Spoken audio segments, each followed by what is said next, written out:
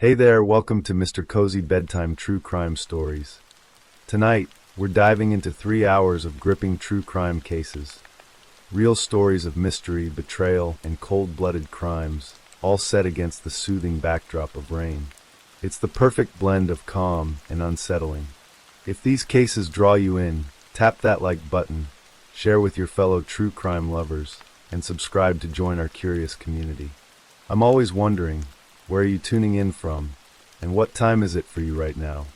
Drop it in the comments below. Now settle in, and let's dig into the darkness. Story 1.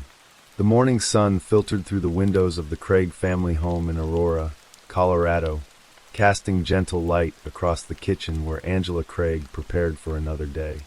It was March 2023, and the 43-year-old mother of 6 had built what seemed like an enviable life. She and her husband James, a well-known dentist in the Denver suburb, had been married for 23 years, raising their children together while working side by side at his dental practice, Summerbrook Dental. To those who knew them, they appeared as two peas in a pod, a couple who played pranks on each other at the office and exchanged loving text messages throughout their busy days. Angela was the beloved youngest child in a large family of 10 siblings, born on April 15, 1979, in Dodge City, Kansas. She brought warmth and engagement to everything she touched, from her role as a hands-on office manager at her husband's practice to her devotion to their 6 children. Friends and colleagues remembered her as someone who never sat quietly in the background, always contributing ideas about marketing and messaging for the dental practice. The family had made Colorado their home for 15 years, and Angela seemed to have found her place in the world. But beneath the surface of this seemingly perfect marriage, darkness was gathering. In late February, James Craig attended a dental conference in Las Vegas, where he met Karen Kane, an orthodontist from Austin, Texas. What began as a chance encounter quickly evolved into something more, with the two exchanging over 4,000 messages in just 18 days. James created a new email account under the alias Jim and Waffles to communicate with her privately. He told Kane he had filed for divorce and was living separately in an apartment, though none of this was true. While Angela went about her daily routines at home and work, unaware of the betrayal, her husband was planning secret rendezvous and making travel arrangements with his new romantic interest. On the morning of March 6th, Angela woke feeling strangely unwell. From home, she sent her husband a text message that would later take on chilling significance. "My eyes don't want to focus," she wrote, followed by another message that stated simply, "I feel drugged." James immediately left Summerbrook Dental and drove home to check on her. Seeing that she was experiencing dizziness and weakness, he took her to the emergency room at Parker Adventist Hospital. The medical staff worked quickly to assess Angela's condition, running tests and monitoring her vital signs. Her symptoms were concerning, but the doctors struggled to pinpoint the cause. After hours of observation and examination, they found no definitive explanation for what was making her ill. With no clear diagnosis, the hospital released her to return home that same day. Angela seemed relieved to be going back to her family, texting James affectionately as she recovered on the couch.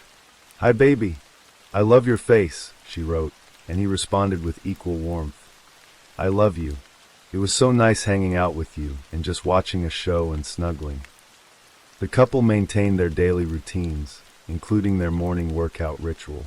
James had always prepared protein shakes for Angela before they exercised together, a gesture that seemed thoughtful and caring.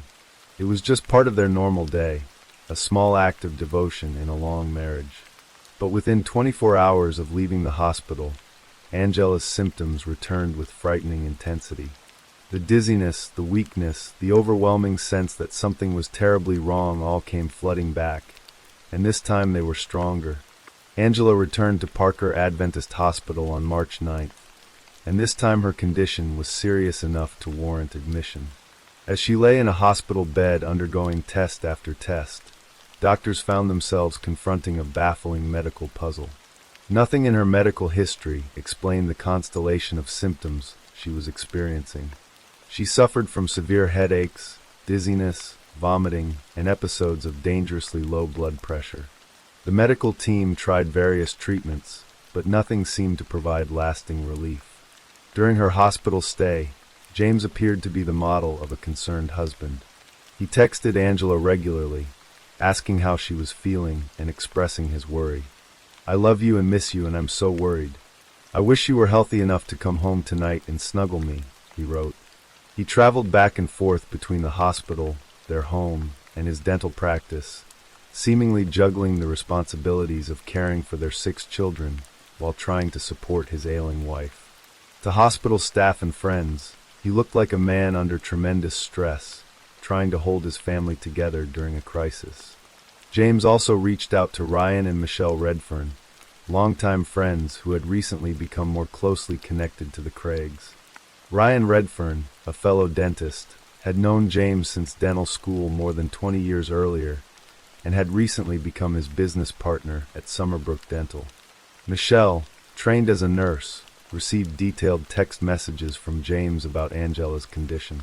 He shared information about her blood pressure readings and the doctor's concerns about symptoms that should have resolved but stubbornly persisted. Yet one message to Michelle stood out for its odd tone. "If it wasn't my wife, this would be kind of a fun puzzle to try to work out," he texted, adding an exclamation point. The comment seemed strangely detached, as though he was discussing an intellectual exercise rather than his wife's life-threatening illness. After 4 harrowing days in the hospital, during which her vital signs crashed one night while James reportedly slept on a stool beside her bed, Angela finally stabilized. On March 14th, still without any answers about what had caused her illness, the hospital discharged her. She went home once again to the husband she had loved and trusted for more than 2 decades, to the children who needed her, to the life she had built. She had no way of knowing that she would never leave that house under her own power again. Within a single day of returning home, Angela began feeling sick once more. On March 15th, her symptoms came roaring back with terrifying force. This time, her brother drove her to UC Health University of Colorado Hospital in Aurora, where she arrived at approximately 11 in the morning complaining of severe headaches and dizziness. James soon arrived at the hospital to be with her. His visit that day would mark the beginning of the end. Hospital records and security footage would show that James didn't stay long during his first visit. Within half an hour, he left the hospital and drove home. Then, about an hour and a half later, he returned carrying food. Surveillance cameras captured him entering Angela's hospital room alone. Shortly after that, Angela suffered a massive seizure and her vital signs plummeted. Medical staff rushed to her aid as her condition rapidly deteriorated. Within 3 hours of arriving at the hospital, Angela was experiencing such severe medical distress that doctors placed her on life support in the intensive care unit. James took photographs of his wife as she lay surrounded by tubes and monitors, her life hanging by a thread. He sent these images to Michelle Redfern along with stark, fragmentary text messages. "Crash," intubated, and Doc says she's very, very worried. When Ryan and Michelle Redfern rushed to the hospital, they found James in tears after speaking with doctors about Angela's grim prognosis. To anyone watching, he appeared to be a man watching his wife slip away, powerless to save her. But Ryan Redfern's mind was troubled by something that had nothing to do with the scene playing out in the hospital room. On his way to see the Craigs, he had received a disturbing phone call from a staff member at Summerbrook Dental. Days earlier, a package had been delivered to the dental office, addressed to James Craig. James had specifically instructed the staff not to open it, telling them it was personal. But someone had opened it anyway, and what they found inside sent chills through everyone who learned about it. The package contained potassium cyanide. Ryan Redfern knew that there was no legitimate dental purpose for potassium cyanide. As he stood in that hospital watching his old friend cry, a terrible suspicion began to take root. While Angela lay on life support, Ryan did something that would shatter decades of friendship. He approached a nurse and told her that James Craig had recently ordered potassium cyanide, and that there was no medical reason for a dentist to have such a substance. The nurse, bound by her duty as a mandatory reporter, immediately contacted the Aurora Police Department. Within 5 hours, a member of the homicide unit was at University Hospital asking questions. While investigators began their work, James called Ryan's cell phone. According to what Ryan would later tell police, James asked if he had said anything to hospital staff. Ryan confirmed that he had, and told James that he knew what James had ordered. James's response was that the package had contained a ring for Angela, that he had wanted to surprise her. But Ryan wasn't buying it. "It's not a ring," he told his former friend. "We know what was in there." The next morning, as Angela remained on life support with no brain activity, James sent Ryan a desperate text message pleading with him to stop cooperating with the investigation. "I want to make an urgent plea to you," he wrote. "Please don't talk to anyone, including any law enforcement officers. You are under no obligation to answer their questions unless you are served a subpoena, and you will do more damage than good to my family by continuing to insert yourself into this." But it was far too late. The investigation was already underway, and what detectives would uncover would paint a portrait of calculated murder. On March 18th, 3 days after she was placed on life support, Angela Craig was removed from the machines keeping her alive. She passed away that Saturday afternoon, leaving behind 6 children and a family devastated by loss. She was 43 years old. Hours after her death, police arrested James Craig and charged him with first-degree murder. The respected dentist who had treated patients and raised a family in Aurora now faced a life sentence for allegedly killing the woman he had promised to love and cherish. When Angela's autopsy results were released months later, they revealed the horrifying truth of what had happened to her. The medical examiner determined that she had died from lethal concentrations of cyanide and tetrahydrozoline, a chemical found in some over-the-counter eye drops and nasal sprays. Even more disturbing, the autopsy showed that during her 2 earlier hospital visits in early March, Angela had toxic concentrations of arsenic in her blood. The illness that had baffled doctors for more than a week wasn't a mysterious disease or an unlucky medical condition. Angela Craig had been systematically poisoned. As investigators dug deeper into James Craig's activities in the weeks before Angela's death, they uncovered a trail of damning evidence. Just a week before Angela first became ill, James had set up the Jim and Waffles email account. Using this alias, he had researched multiple poisons online, searching for information about how to kill someone without being detected. His search history included queries like, "How many grams of pure arsenic will kill a human?" "How to make poison?" and "Is arsenic detectable in an autopsy?" He had watched videos with titles such as "Top 5 Undetectable Poisons That Show No Sign of Foul Play."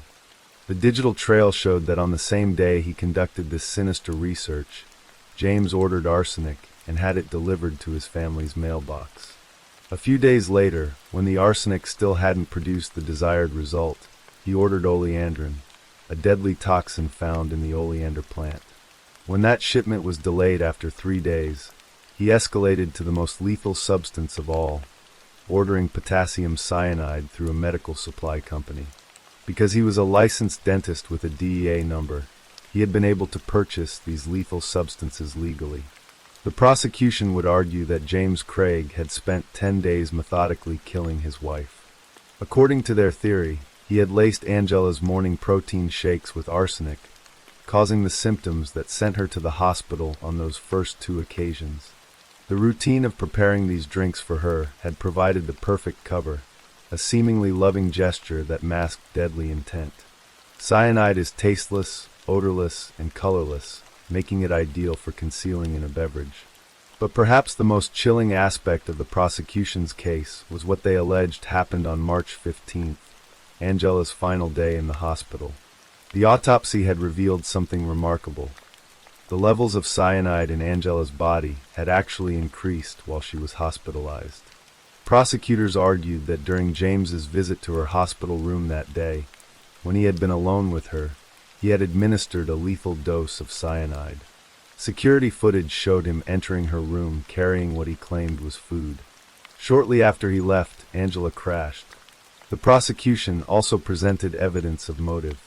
James Craig's dental practice had filed for bankruptcy in 2020, and at the time of Angela's death, he had liabilities exceeding $2 million. Angela had life insurance policies worth approximately $3.4 million, with James as the sole beneficiary. Beyond the financial pressures, there was the affair with Karen Kane. While the relationship had lasted only about 10 days before Angela's death, investigators found that James had been actively planning trips with Kane, even as his wife lay dying in the hospital. The arrest affidavit noted chillingly, "It appears James was flying this woman into Denver while his wife and the mother of his children was dying in the hospital." James Craig pleaded not guilty to all charges. His defense team would argue that he was the victim of a rushed investigation, that police had concluded within 3 days that Angela had been poisoned and had never looked for alternative explanations. They suggested that James had been suicidal, not murderous, and that he had ordered the poisons for himself, not for Angela.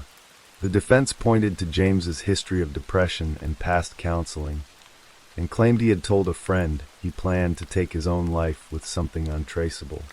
The defense also raised the possibility that Angela herself had been suicidal, though none of her family members told police she had expressed such thoughts.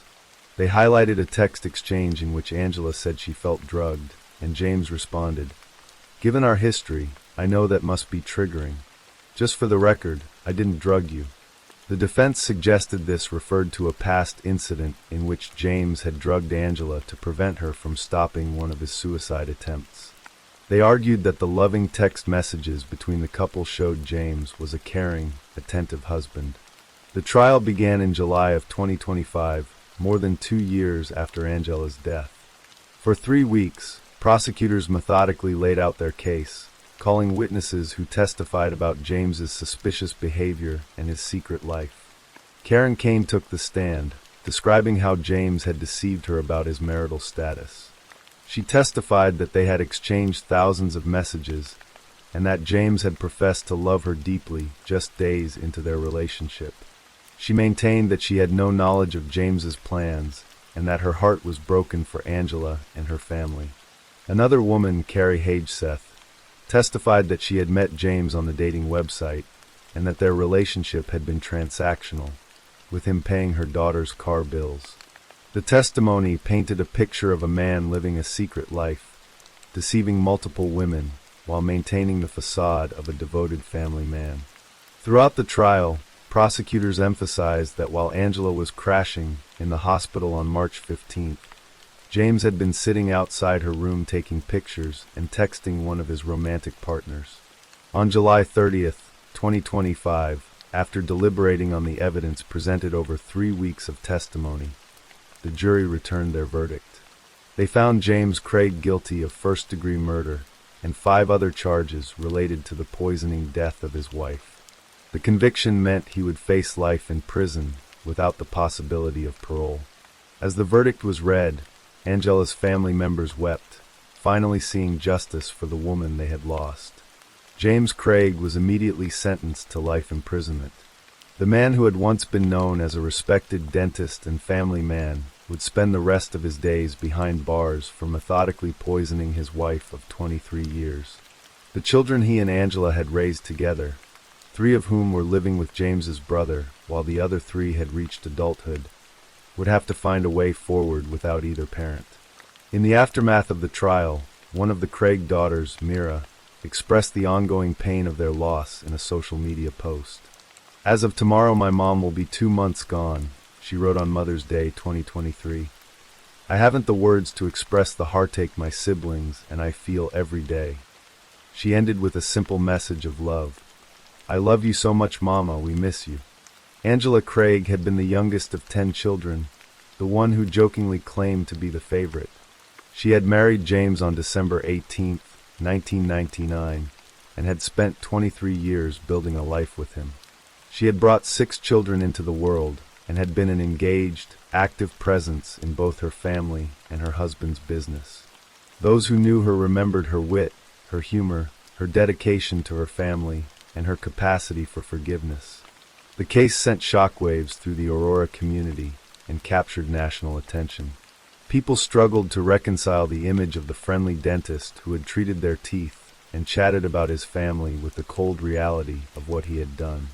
Stephen Tubbs, a local podcaster who had once been James Craig's patient and had worked with the Craigs on advertising for their dental practice, created a podcast series about the case. In nearly 34 years of being a newsman, Tubbs said, "The most unbelievable and seemingly thorough arrest affidavit I have ever read." The investigation also revealed additional disturbing details. While in jail awaiting trial, James Craig allegedly attempted to orchestrate a scheme to produce false witnesses who would testify that Angela had wanted to frame him and had accidentally taken her plan too far. He faced additional charges of solicitation to commit first-degree murder, solicitation to tamper with physical evidence, and solicitation to commit perjury. These charges suggested that even after his arrest, James continued to try to manipulate the situation to his advantage.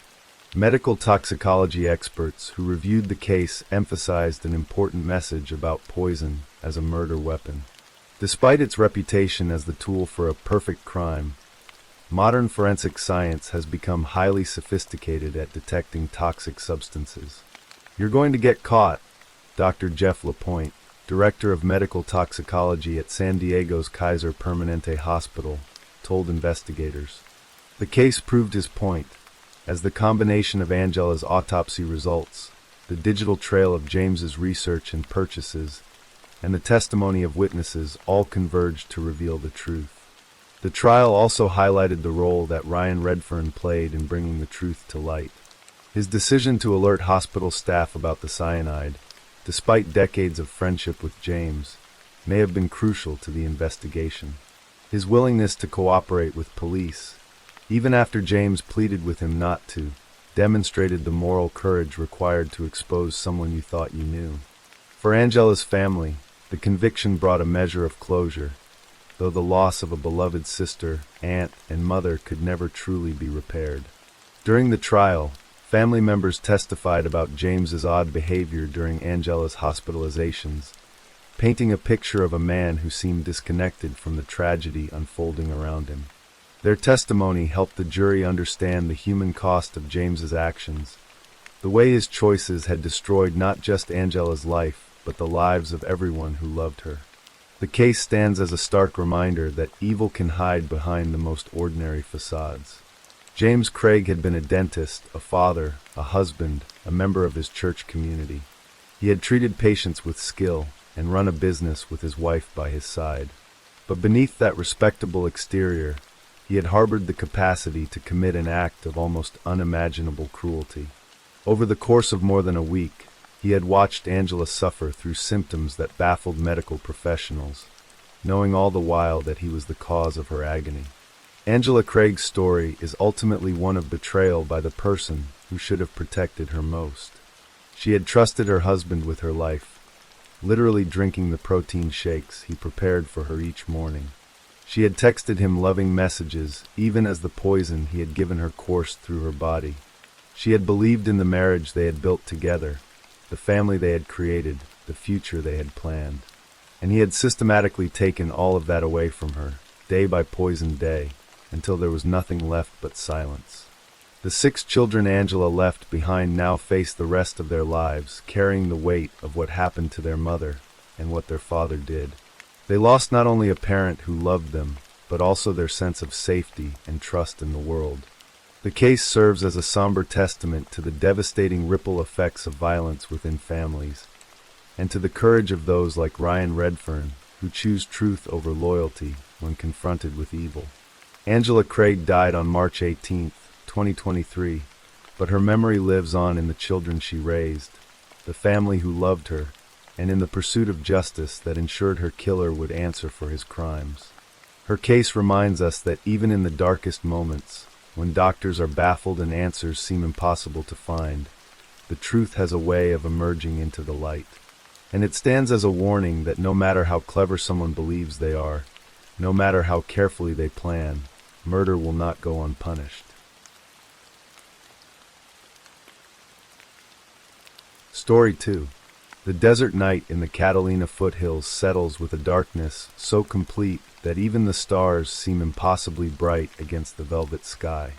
The winding roads that snake through this affluent community north of Tucson, Arizona, are lined with prickly cacti and sprawling estates, each property tucked away behind desert foliage on lots spanning an acre or more. It is the kind of place where people move to find peace, to escape the noise of city life, to wake up to mountain vistas and the silent beauty of the Sonoran Desert. For Nancy Guthrie, it had been home for more than 5 decades. On the evening of January 31st, 2026, Nancy was doing what she had done countless times before, spending a Saturday with family. At 84 years old, she maintained her independence fiercely, living alone in her Catalina foothills home despite limited mobility that required the aid of a pacemaker and daily medication. Her mind remained sharp, her spirit undimmed by the years or the tragedies she had endured. Those who knew her described a woman of integrity and loyalty, someone who spoke the truth even when it was uncomfortable, who lived boldly and adventurously. Nancy had taken an Uber at 5:32 that evening to her daughter Annie's home for dinner and games. Annie lived nearby with her husband, Tommaso Cioni, and the family gathering was the kind of ordinary, precious evening that forms the fabric of a life well lived. They shared a meal, played games, talked and laughed in the comfortable way that families do. When the evening drew to a close, Tommaso offered to drive Nancy home, as he had done many times before. At 9:48 that night, Tommaso's vehicle pulled into Nancy's driveway.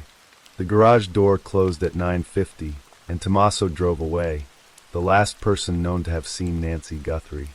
In the profound darkness that characterizes the Catalina foothills after nightfall, Nancy entered her home alone. The neighborhood around her was silent, the houses spaced so far apart that screams might go unheard, the absence of streetlights creating a darkness that stargazers loved, but that could cloak malicious intent. What happened in the hours that followed would transform a peaceful Saturday into a nightmare that would capture national attention and leave a family shattered with fear and uncertainty. To understand the weight of what was lost that night, one must first understand who Nancy Guthrie was. Born Nancy Ellen Long on January 27, 1942, in Fort Wright, Kentucky, she grew up just 5 miles from downtown Cincinnati. She attended Notre Dame Academy in Park Hills, Kentucky, and later went on to the University of Kentucky, where in 1963 she served as a staff member and society editor for the university's student newspaper, the Kentucky Colonel. It was at a UK basketball game during a blind date that Nancy met Charles Guthrie, a mining engineer. According to family lore, when Nancy first saw Charles at the door of her sorority house, she knew instantly that he was the man she would marry. They built a life together, a family that would eventually include 3 children, Savannah, Annie, and Cameron. Charles's work took them around the world before they settled in Arizona in the early 1970s, drawn by the same desert beauty and tranquility that would define Nancy's life for more than 50 years. But Nancy's life was not without profound sorrow. In June of 1988, when she was just 46 years old and Savannah was 16, Charles died suddenly of a heart attack while on a mining exploration project in Mexico. At 49 years old, he was gone, leaving Nancy to raise 3 children alone. She did so with the same resilience that would define the rest of her life, never succumbing to self-pity, always driven by determination and an unwavering faith.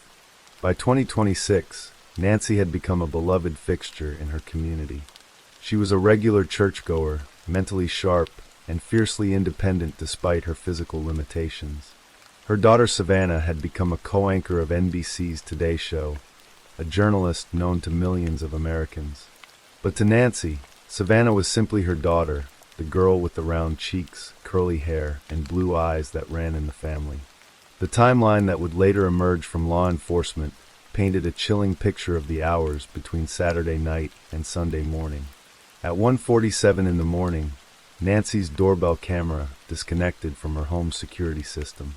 25 minutes later, at 2:12, motion detection software registered movement on one of Nancy's other cameras, but no video was captured because the service subscription had lapsed. At 2:28 in the morning, Nancy's pacemaker app disconnected from her phone. For a woman who relied on daily medication and lived with cardiac issues and high blood pressure, this detail was particularly ominous. As dawn broke over the Catalina foothills on Sunday, February 1st, the Santa Catalina Mountains glowed in the early morning light. Nancy should have been preparing for church, as she did every Sunday, but the pew where she usually sat remained empty.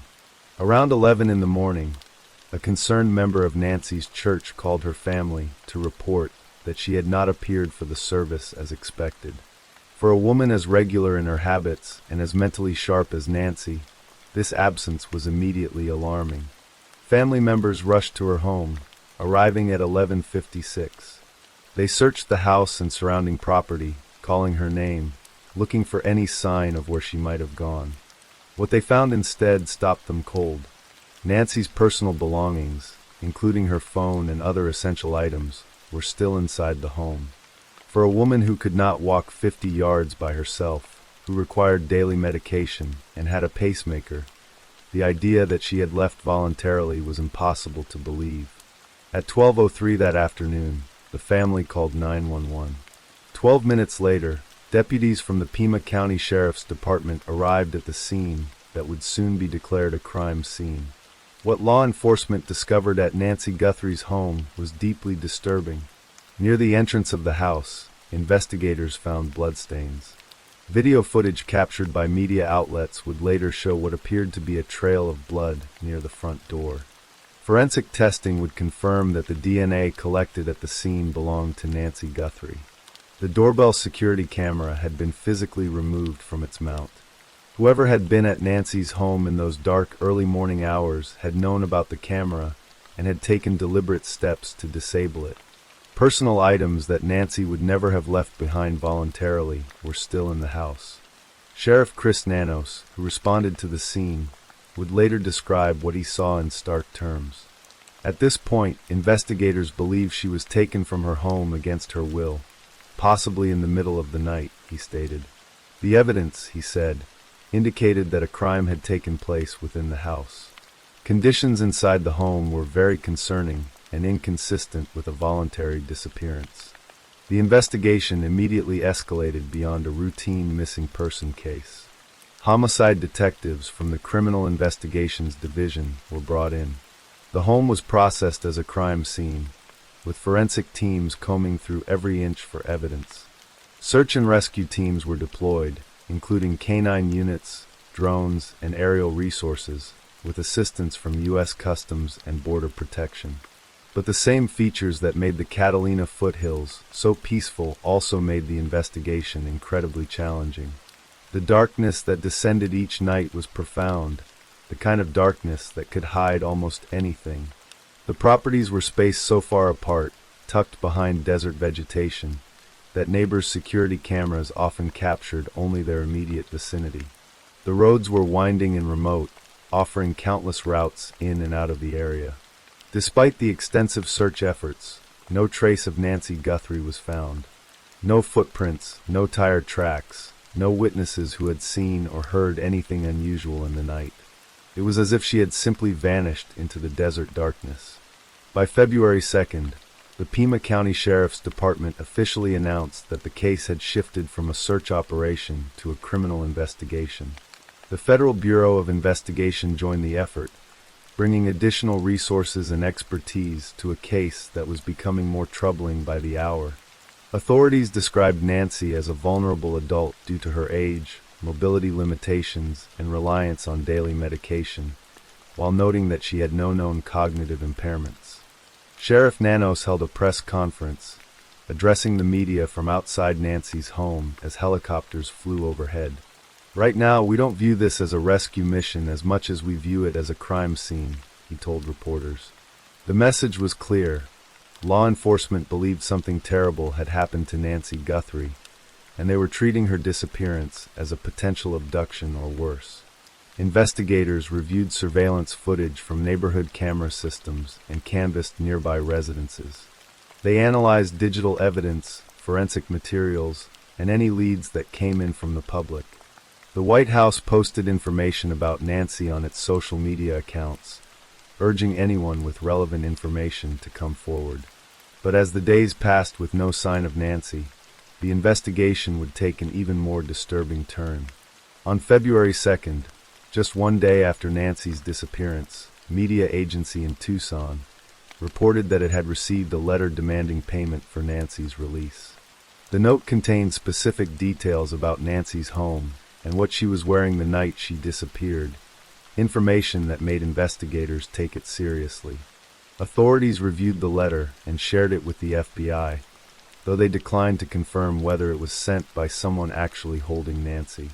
The following day, it reported that it had received an alleged ransom note demanding millions of dollars in Bitcoin, including a specific cryptocurrency address and a deadline.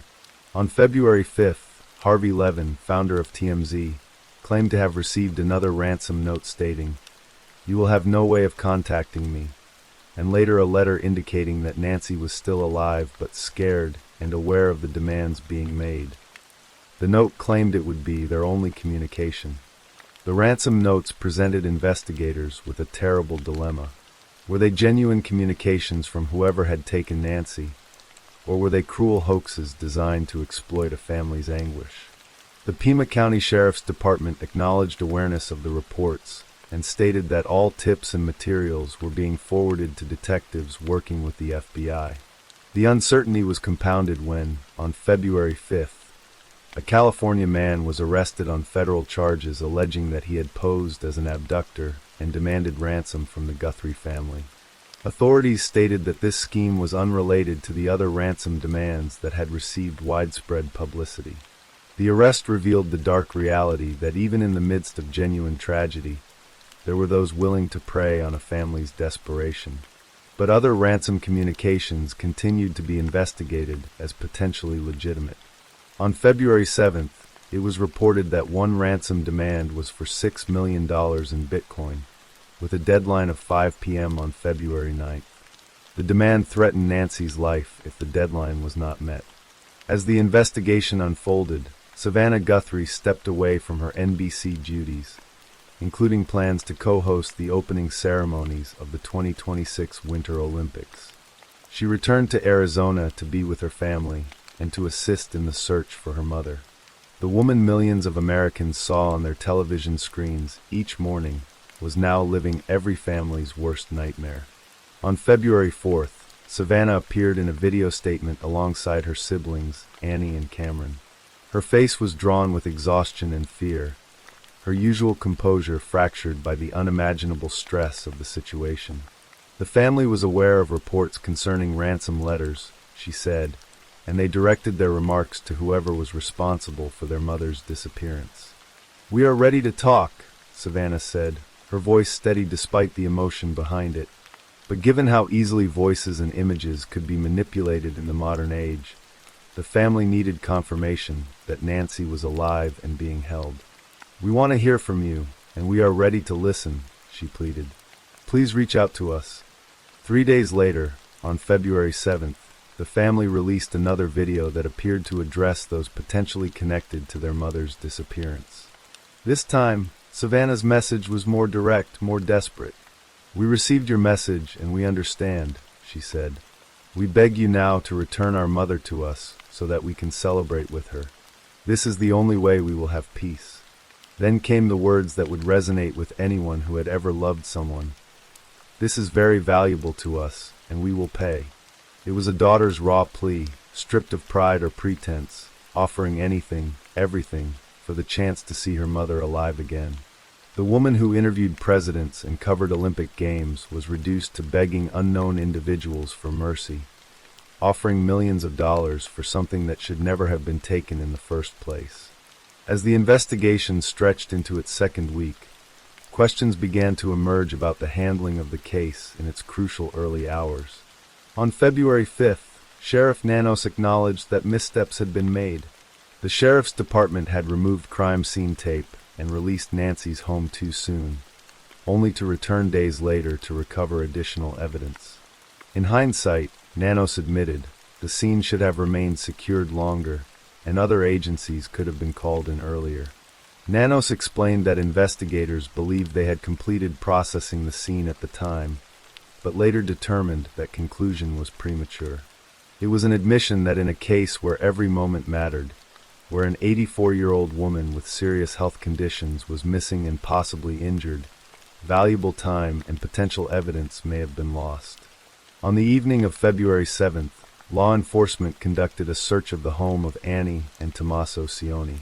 The fact that investigators were examining the home of Nancy's daughter and son-in-law, the last known person to see her, added another layer of complexity and pain to an already agonizing situation.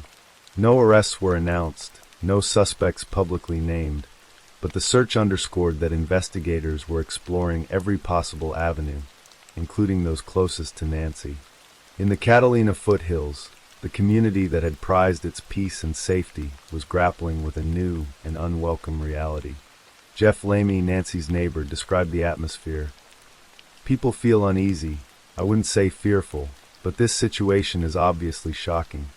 The area was known for outdoor recreational opportunities, not for crime scene investigations and reports of kidnappings. We've resided here for 6 years. It's truly a fantastic neighborhood, Lamy told reporters. But now that sense of security had been shattered. The darkness that descended each night, once appreciated for its stargazing opportunities, now seemed menacing. The isolation that had once felt peaceful now felt vulnerable. Nancy's neighbors gathered among themselves, seeking information and comfort, trying to make sense of something that felt like a horrible invasion of their community. The Catalina Hills area, with its population of around 53,000 and median age of 56, was the kind of place where people knew their neighbors, where an elderly woman like Nancy could live independently and feel safe. That illusion had been destroyed in a single night. As of February 8, 2026, Nancy Guthrie had not been located. The investigation remained active, with federal and local authorities continuing to pursue leads and solicit information from the public. The FBI had offered a $50,000 reward for information leading to Nancy's safe return. Special Agent Keith Jan of the FBI's Phoenix office made a direct appeal to anyone who might be involved. To those that may be involved, do the right thing. This is an 84-year-old grandma that needs medication for her well-being. You still have time to do the right thing before this gets much worse for you. Please return her home. But as the hours became days and the days stretched toward 2 weeks, the terrible question that hung over everything was whether Nancy Guthrie was even still alive. Law enforcement officials stated plainly that they did not know. The blood found at her home, her disconnected pacemaker app, her need for daily medication, her age and fragile health, all of it pointed to the grim possibility that time might have already run out. The ransom deadline of 5 p.m. on February 9th loomed. Would the family pay? Would whoever sent the demands actually release Nancy if they did? Or were the ransom notes nothing more than cruel hoaxes, designed to profit from a family's agony, while the truth of what happened to Nancy remained hidden somewhere in the vast Arizona desert? Nancy Guthrie's story is one that resonates with a particular kind of horror because it strikes at something fundamental to human experience. The vulnerability we all face in our own homes, in the darkness of night, when we are at our most unguarded. An 84-year-old woman, beloved by her family and community, was apparently taken from her home by force, leaving behind only blood and questions. For Savannah Guthrie and her siblings, the nightmare was compounded by the uncertainty. They did not know if their mother was alive or dead, suffering or beyond suffering. They did not know if the ransom demands were real or false, if paying would save her or merely enrich those who would prey on their desperation. They could only wait, hope, beg, and offer everything they had for the chance to bring their mother home. The investigation continued to unfold, with detectives pursuing leads and analyzing evidence, searching for the truth in security footage and forensic reports and the statements of neighbors who saw and heard nothing unusual that night. Somewhere in that data, in those dark hours between Saturday night and Sunday morning, lay the answer to what happened to Nancy Guthrie. But as of February 8th, that answer remained elusive, hidden in the profound darkness of a Catalina foothills night. Nancy Guthrie had lived a life defined by resilience, by integrity, by by the kind of strength that sees a widow through raising 3 children alone after losing her husband at 49. She had been bold and adventurous, ready to travel anywhere, a woman who faced unimaginable challenges with determination and faith. She deserved to spend her twilight years in the peace of the desert home she had loved for 5 decades, surrounded by the family she had raised and the community she had served. Instead, she became the center of a mystery that captured national attention and left those who loved her trapped in an agony of not knowing. As investigators continued their work and the family waited for word, for proof of life, for any sign that might bring Nancy home, the case stood as a stark reminder of how quickly safety can transform into danger, how the ordinary rhythms of family life can be shattered in a single night, and how the search for truth and justice can be hampered by darkness, distance, and the passage of time. The story of Nancy Guthrie's disappearance does not yet have an ending. As of this writing, her fate remains unknown, her whereabouts a mystery, and her family's anguish ongoing. What is known is that on a Saturday night in late January 2026, an 84-year-old woman returned home from dinner with her daughter, and by Sunday morning, she was gone, leaving behind only blood, disabled security cameras, and a family's desperate hope that somehow, against all odds, she might still come home. Story 3. The autumn of 2019 arrived in Columbia, Missouri, painting the university town in shades of amber and crimson as students filled the streets around the University of Missouri campus. Among the thousands of residents going about their daily lives was a 28-year-old woman named Mengqi Ji, a brilliant engineer who had traveled halfway around the world from China to pursue her dreams in America. She had earned her master's degree in mechanical and aerospace engineering from the University of Missouri in December 2014, graduating from one of the most demanding programs the university offered. But by October 2019, her dreams had turned to nightmares, trapped in a marriage that was slowly destroying her from within. Mengqi had been born in China to parents Kurun and Xiaolin Ji, who had raised their daughter with love and high expectations. She attended the prestigious East China University of Science and Technology in Shanghai before making the momentous decision to continue her education in the United States. She arrived in Missouri as a foreign exchange student, eager to immerse herself in American academic life and engineering studies that would open doors to a successful career. It was during her time at the university that she met Joseph Elledge, an American student who seemed charming and attentive at first. They began dating, and eventually their relationship deepened into marriage. Together, they had a daughter, whom they named Anna, born in 2018. From the outside, they appeared to be a young family building a life together in the college town. But behind closed doors in their apartment on Eastwood Drive in Columbia, a different reality was unfolding, one that Mengqi documented in journals and diaries. Joseph Elledge was not the supportive husband he appeared to be. He was controlling, manipulative, and verbally abusive, subjecting Mengqi to constant psychological torment. The abuse was relentless and multifaceted, designed to break down Mengqi's sense of self-worth and autonomy. In one particularly chilling statement captured in audio recordings that Mengqi had secretly made, Joseph told her, "You think you are so empowered because of this society? Well, don't forget that nature," trailing off with an implied threat that sent alarm bells ringing when investigators would later hear it. The recordings Mengqi made went on, documenting Joseph's blatant emotional abuse and attempts to control her.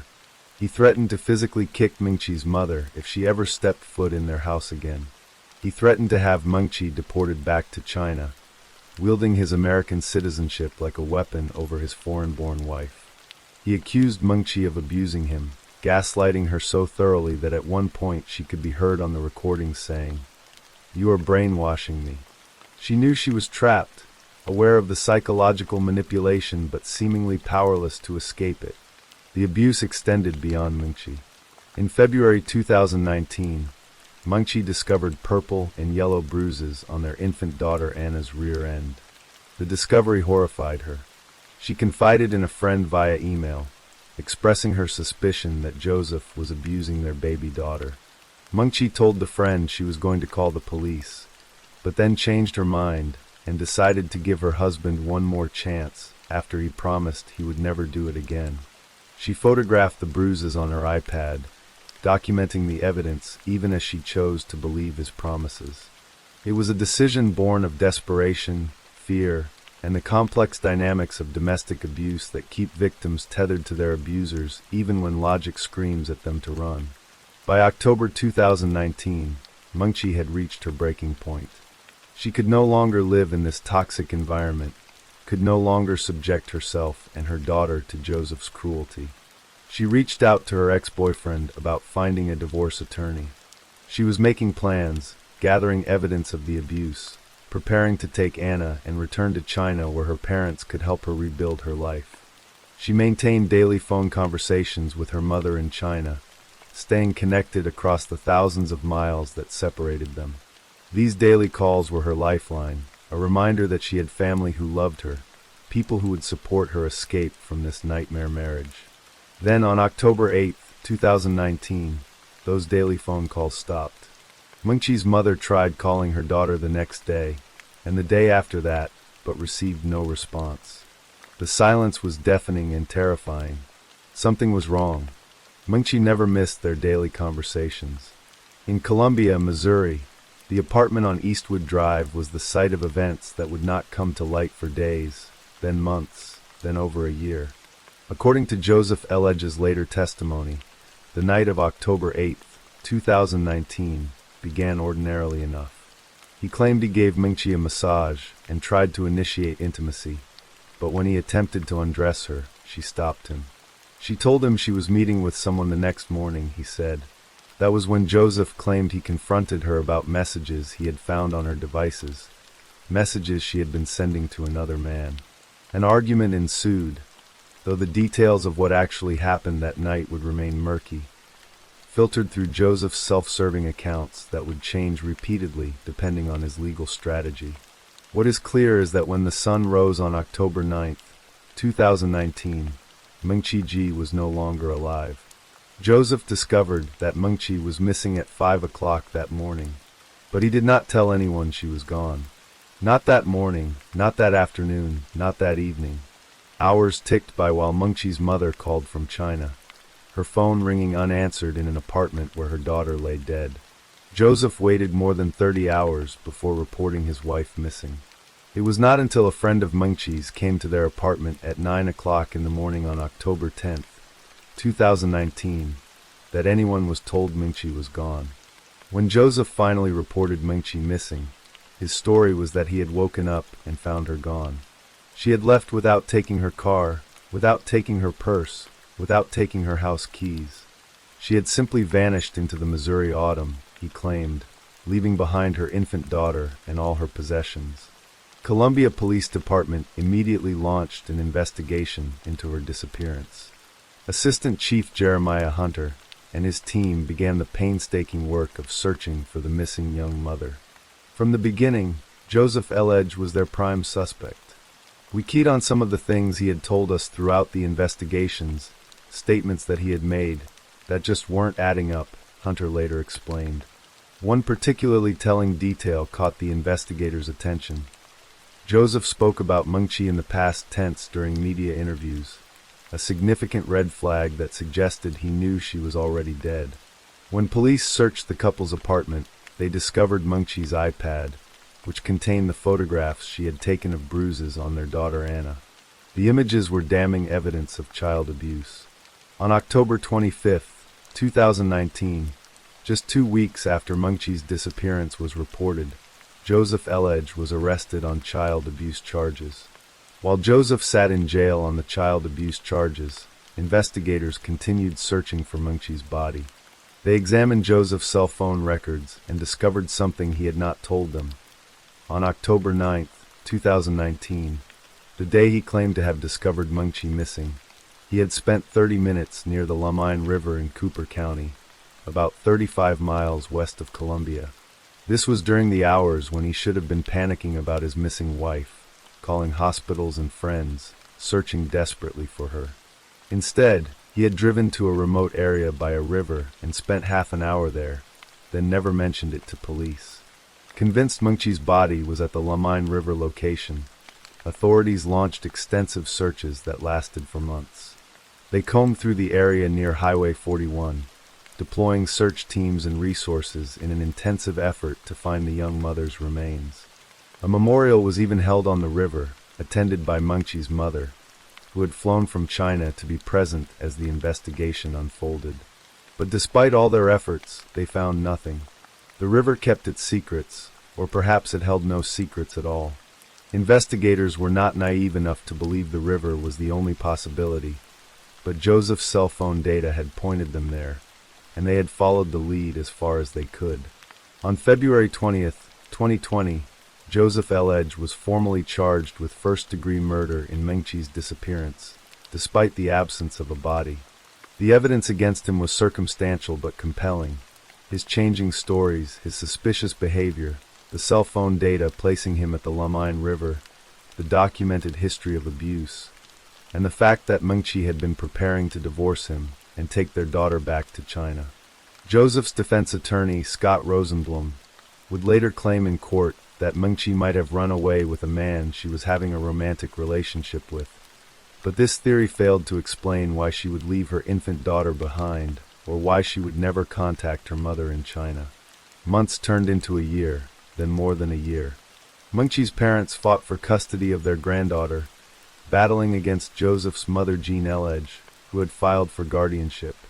The legal battle was agonizing for Ku Run and Xiaolin Ji, who believed their granddaughter should be with them, that this was what their daughter would have wanted. Eventually, they reached an agreement. Anna would spend summers in China with Mengqi's parents and the rest of the year with Joseph's mother in the United States.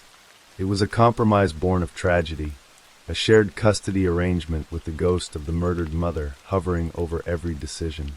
Then, on March 25, 2021, more than 17 months after Mengqi's disappearance, a hiker was walking through Rock Bridge Memorial State Park in Colombia when they stumbled upon something that made them stop in horror.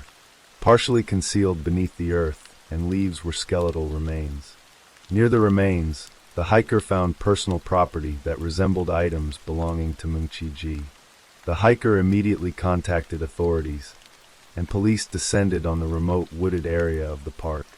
On April 6, 2021, Columbia Mayor Brian Treese announced that an odontologist working at the request of the Boone County Medical Examiner had compared dental records obtained by the police department to the dental remains found at the park. They were a match. The remains were confirmed to be those of Mengqi Ji. Police Chief Jeff Jones expressed his gratitude for the courage of the hikers who had made the discovery. Assistant Chief Jeremiah Hunter noted that the remains did not immediately reveal how Mengqi had died because of their decomposed state. The cause and manner of death would require further investigation. The location where Mengqi's remains were found was significant for two reasons. First, it was 35 miles away from the Lamine River area where police had spent months searching, explaining why those intensive efforts had yielded nothing. Second, and far more important for the prosecution's case, Mengqi's shallow grave was located directly beneath a juniper tree. When police had searched Joseph and Mengqi's apartment in the early days of the investigation, they had found a pair of muddy boots belonging to Joseph. At the time, the boots were simply collected as potential evidence, but their true significance would not become clear until Mengqi's body was discovered. Forensic experts examined the boots and found several juniper tree needles stuck to the soles. They then collected samples from the juniper tree that stood directly above Mengqi's burial site. DNA analysis revealed an exact match between the needles on Joseph's boots and the tree under which his wife was buried. It was an extraordinary piece of forensic evidence, the kind that seems almost too perfect, as if nature itself was determined to ensure justice for Mengqi. The DNA evidence from the tree, combined with the cell phone records, the documented abuse, the lies Joseph had told, and the timeline of events, created an overwhelming circumstantial case against him. The trial began in November 2021, nearly 2 years after Mengqi's death. Prosecutor Dan Knight faced a significant challenge.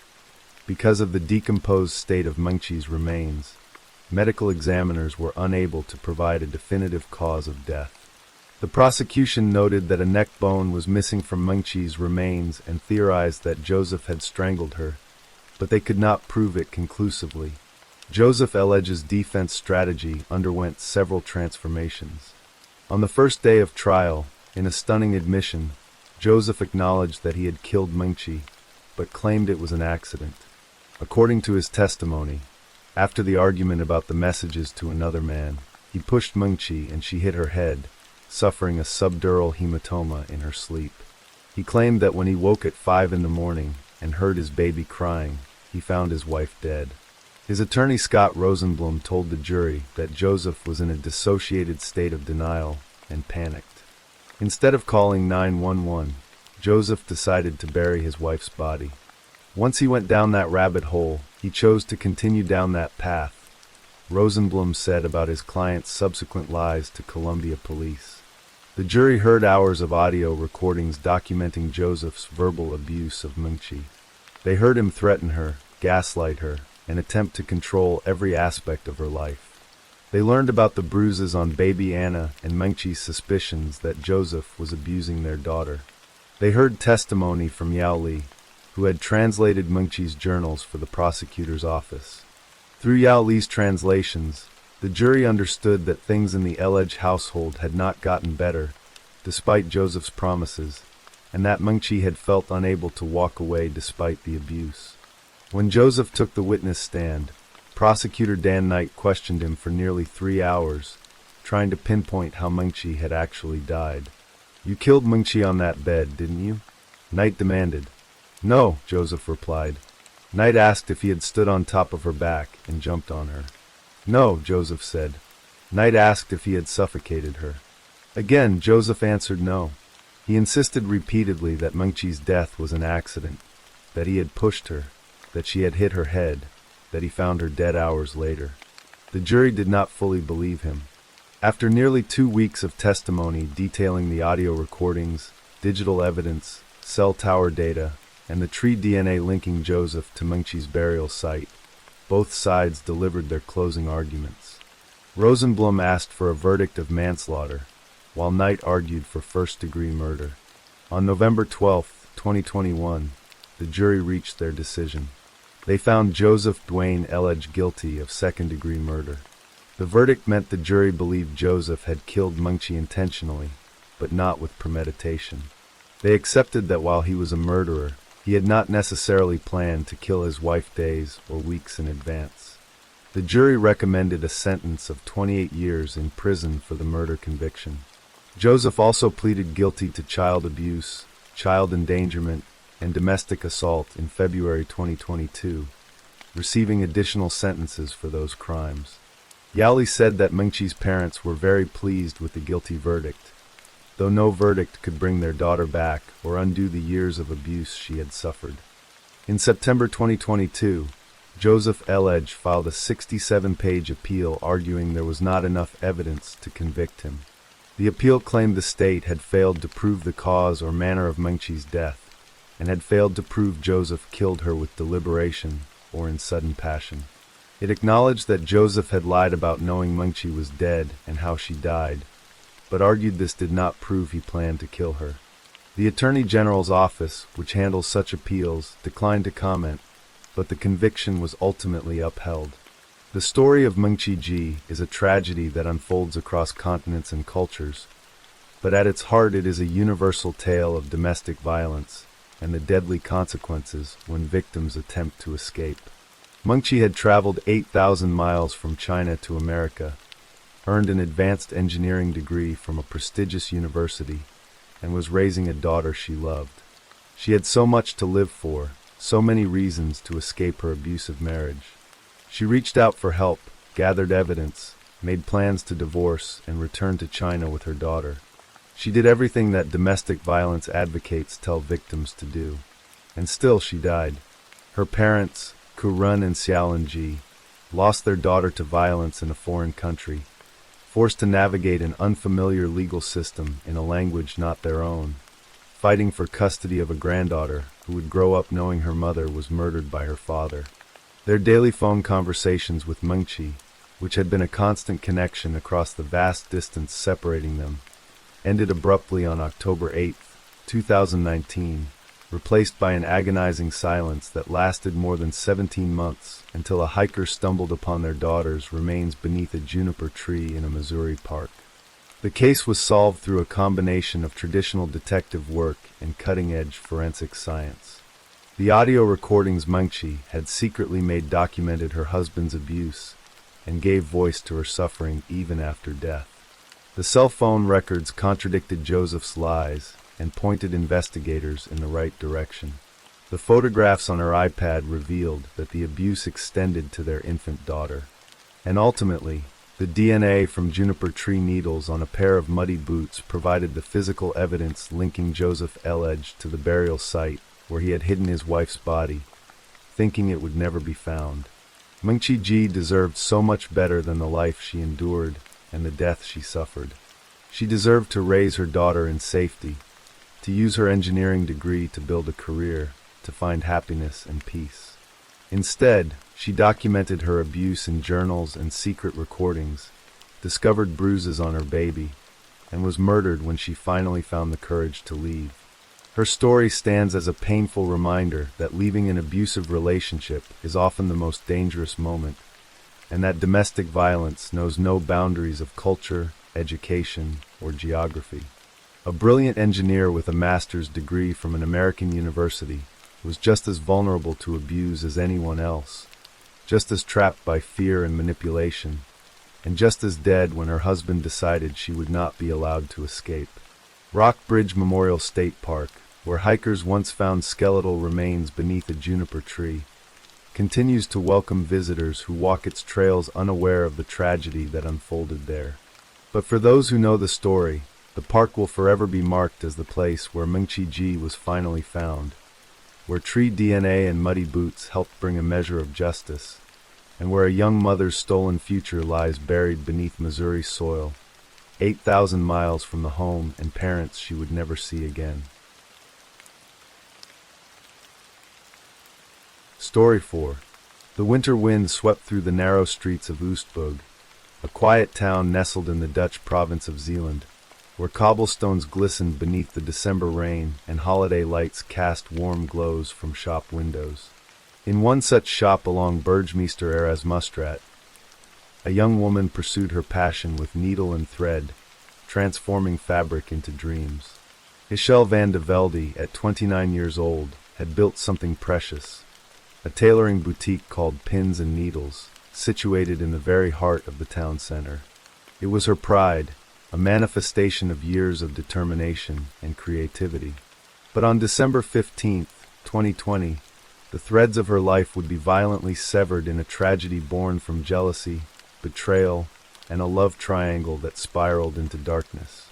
Born on July 21, 1991, in the Zeeland town of Terneuzen, Michelle grew up in Nieuwliet on a camping ground managed by her parents, Rob and Miranda. She spent her childhood surrounded by the rhythms of family life alongside her younger brother Jeffrey, who was 2 years her junior. Those who knew Michelle described her as a cheerful entrepreneur with an infectious energy that brightened any room she entered. Her ambition carried her through the years, and eventually, she established her own tailoring business in Oostburg, where she became known for her skill and dedication to her craft. The shop stood as a testament to her independence and her vision for the future. Inside its walls, she spent countless hours measuring, cutting, and stitching, building not just garments but relationships with her customers and the community. Her family remained close, particularly her grandmother, who saw her on December 14th, just one day before Michelle would vanish from their lives forever. That evening encounter would become the last confirmed sighting by someone who truly knew her, a moment frozen in time before everything changed. Just down the same street where Michelle operated Pins and Needles, another shop stood with an entirely different atmosphere. This was a spiritual store owned by Sandra H., a 46-year-old woman from Ardenburg who sold crystals, incense, and items meant to bring peace and enlightenment. The irony of what would transpire within those walls would not be lost on anyone who later learned the truth. Sandra and Ischel knew each other through the proximity of their businesses, but their connection deepened in ways that would prove fatal. Sandra was married, though her relationship had grown complicated. At some point, a triad relationship developed involving Sandra, her husband, and Ischel. It was an arrangement that, however it began, created a volatile emotional landscape. Sandra's husband and Ischel fell deeply in love during this brief arrangement, and Sandra found herself watching from the sidelines, consumed by feelings of betrayal and rage. The prosecution would later describe how Sandra felt cheated as she witnessed the affection between her husband and the younger woman. Her phone told its own story. She had saved Ischel's name with a derogatory term, a digital record of her growing contempt. On the morning of December 15th, Sandra allegedly read WhatsApp messages exchanged between Ischel and her husband. The words on that screen ignited something dark within her. The prosecutor would later characterize her thought process in chilling terms. "If I can't get Ischel, then neither can you." That day, Ischel made what would be her final visit to Sandra's spiritual shop.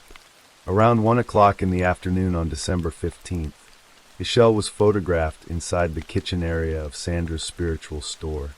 This photograph would later become crucial evidence, exposing Sandra's lies about when she had last seen Ischel.